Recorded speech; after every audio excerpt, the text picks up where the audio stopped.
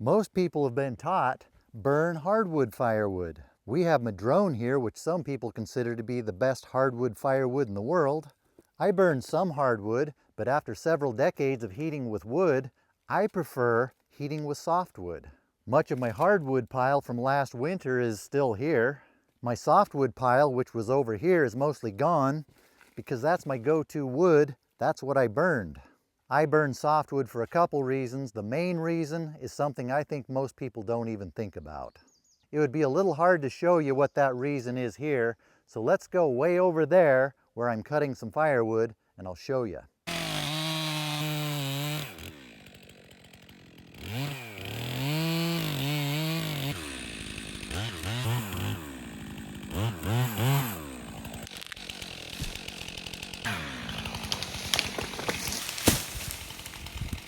I just realized something the other day. I've been so busy fooling around this year, I didn't get much firewood cut. I already have enough hardwood left over from last year, but I'm almost out of softwood. I need to get to work, cut more of the good stuff, the softwood.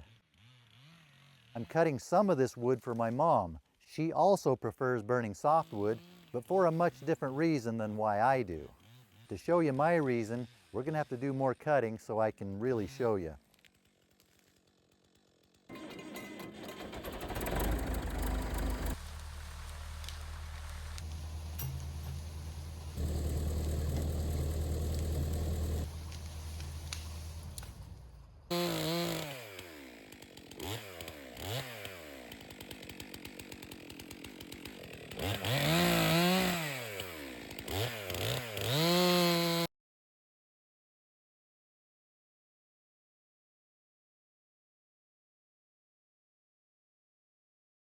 One of the reasons she prefers to burn softwood is the ash reservoir in her stove is very shallow. If she burns hardwood, she has to clean the ashes out every few days because hardwood produces more ash. Softwood doesn't produce as much ash. And Douglas fir makes pretty good firewood. I burn a lot of it too for other reasons, which we'll get into. But let's go get another tree. After I cut a few more of these trees down, I think it'll be easier to show you why I choose to burn softwood.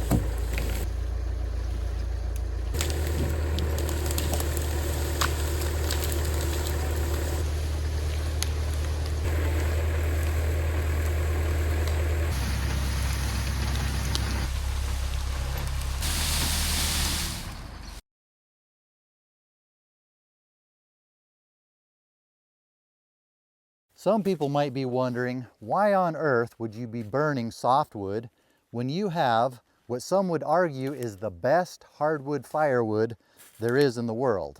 Some people on the East Coast think they are the only ones who have the good hardwoods to burn. I heard one popular East Coast YouTube guy say, out west, they basically are burning styrofoam out there. Little do they know, we have this, madrone. It's a dense hardwood, burns long, burns hot, relatively low in ash for a hardwood. I could cut down these madrone trees and have the best firewood there is. But why? Why cut down good trees just to make sure I have the absolute best firewood?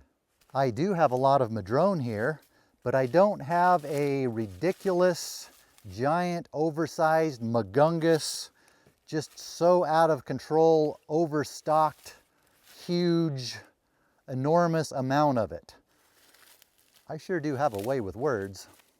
But some people I know are going to get upset with me because I'm calling it madrone instead of madrona or arbutus. Some people call things in different places. Around here, people call it madrone. We spell it that way too. The madrone trees in here are doing quite well. They are adapted to this climate. They do well in droughty conditions, but the Douglas fir are not doing so well. Well, 50 years from now, what's going to be more important? That I took down these trees that are doing well here just so I can get the absolute best firewood and leave the ones that are probably long-term just going to die? Or in 50 years, will this be a better property because I left the trees that are doing well here and took the Douglas fir, cut those into firewood since they're dying anyway? But when it comes to Douglas fir, I do have a huge, ginormous, what was it I said earlier? A ridiculous, giant, oversized, magungus, just so out of control, overstocked, huge, enormous amount of it. I don't have that with madrone, but I do have that with Douglas fir. Would it make more sense to get my firewood from thinning out? Look at this back here. These Doug fir are jammed in here so tight they can hardly grow anymore. It's ridiculous. And it's the kind of thing that fuels catastrophic wildfire. Does it make more sense to get my firewood from thinning out this overcrowded forest so I can have a more healthy, more productive forest long term, create a forest that is much more likely to survive a wildfire? Each one of these stumps is a tree that's no longer pulling limited water out of the ground. Now the rest of the trees have a better chance of surviving. Does this make more sense? Or does it make more sense to come in and cut these trees down, cut them up and burn them, just so I can have the absolute best firewood? When we go out in the forest, is our objective to just take what we want, or is our objective to go out in the forest and do what's best? When we go out into the world, is our objective to take from the world what we want so we get what we want, or is our objective to go out in the world and do what's right? Which of those two things makes a better place to live? I don't know about you, but I'm going to go with these ones. Instead of taking what's best from the place, I'm going to try to do what's best for the place, to create a better place for myself to be. After I cut down these last few trees, I'll tell you the other reason you might want to pay attention to this. How this same concept has brought me much success in a lot of things I do.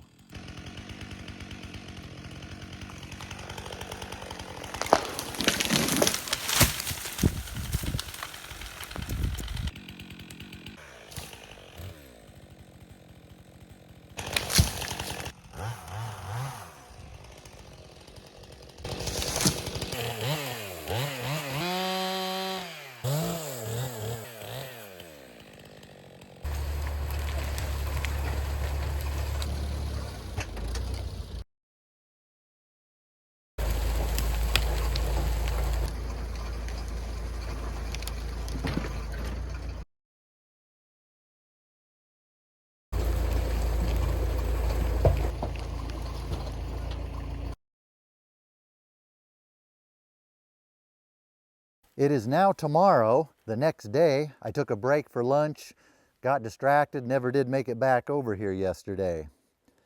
So what did I do here? I got the type of wood my mom likes to burn. That's a win for her. I got wood for myself. It's maybe not the best firewood, but it's still good firewood. That's a win for me. It's going to accomplish the same thing.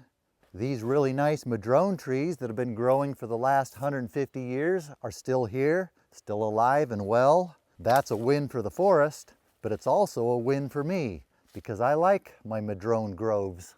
Now, what did we do over here? We thinned out this forest. Now it is more wildfire resistant. The trees that are remaining have more water, they have more space. Now they can grow faster. They'll be more resistant to disease and insect attacks. That's a win for the forest. It's a win for me because I get a better forest now. If we take a close look at this wood, look at these growth rings. They're so tight we can hardly see them. Because the trees are so crowded, they're barely even growing anymore.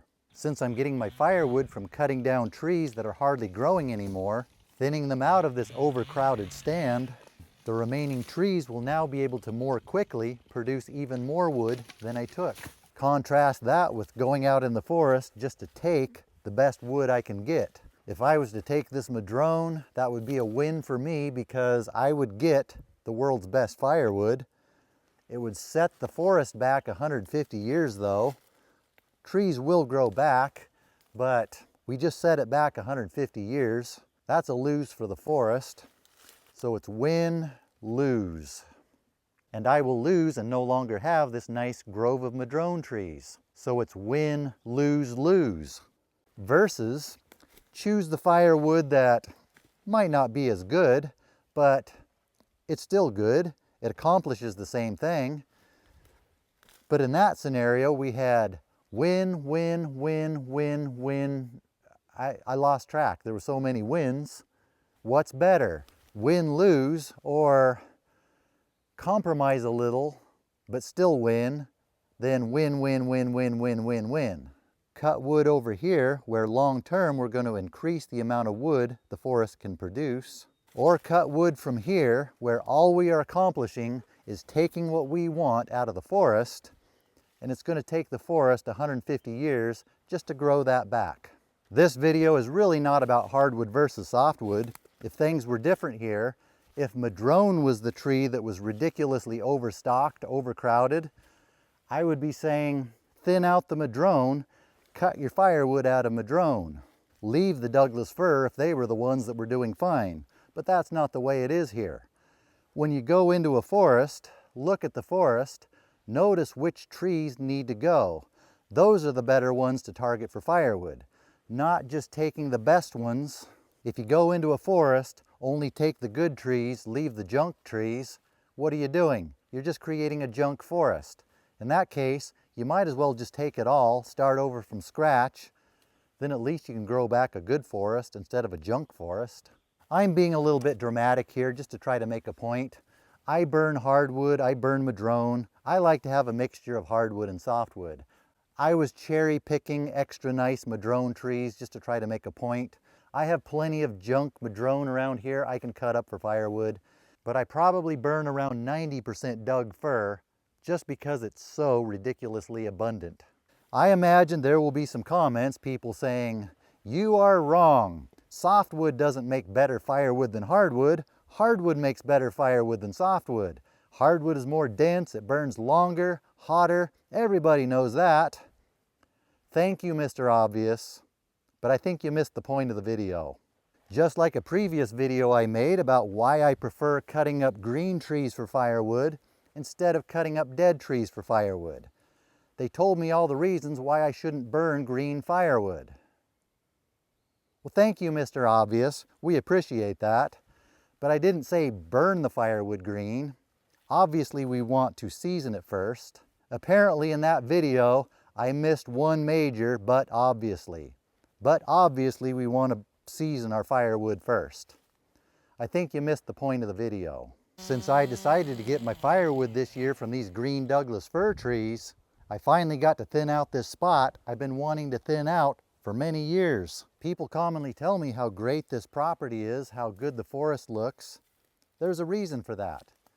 Over the years, instead of taking the best trees, seeking short-term temporary gain, long-term, I've ended up with a more valuable property with far more wood on it than if I would have taken the best trees. And it sure is nice that somebody came through here and cleaned up all the poison oak before I came in here and did this. Let's see how our friends are doing over here. Yep, they're still at it. It's a warmer morning today. I can tell they're a little more spunky. I'm not going to get close to it. No poking it with a stick today. I'm going to leave these hornets with a question for the day. I'm leaving it for them because you probably already know this. Is it better to go through life focused on getting what you want, even if it creates win-lose situations? Or is it better to look for situations where you may have to compromise some on what you want, but it creates win, win, win, win, win? Then the sum total of all those wins brings you far more benefit than what you may have had to compromise on. What do you think, hornets? All they said was bzzz. There you have it, the wisdom of hornets. This has really turned into a preachy video. I'm glad I'm not the one who has to watch these things.